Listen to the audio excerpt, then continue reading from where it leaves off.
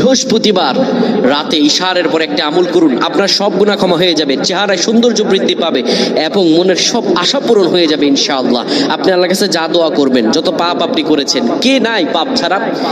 প্রিয় ভাইরা আমার, আপনি আমলটি শেয়ার করে দিবেন। আপনি আমল না করে সওয়াব পেতে পারেন। সেটি কিভাবে জানেন? রাসূল সাল্লাল্লাহু আলাইহি ওয়াসাল্লাম বলেন, বাল্লিগু আন্নি ওয়ালাউ আয়া।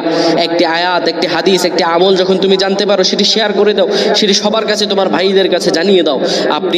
আপনি আমল না করে সওয়াব পাবেন। যদি আপনার একটি শেয়ারে অন্যজন আমল করে, তাহলে তার আমলের পার্সেন্টেজ থেকে আল্লাহ তাআলা আপনাকে সওয়াব দান করবেন। সুবহানাল্লাহ।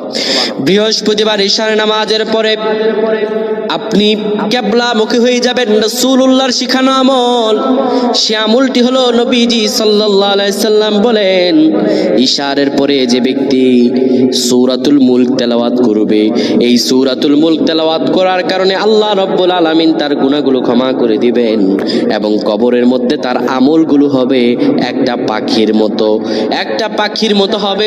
সেই পাখিটি এত সুন্দর হবে, তার আমলগুলো সেই পাখিটি তার হয়ে ফেরেশতাদের সঙ্গে জবাব দিয়ে দিবে। আমার আল্লাহ রাব্বুল আলামিন দয়া করে, মায়া করে তাকে মাফ করে দিবেন। সুবহানাল্লাহ।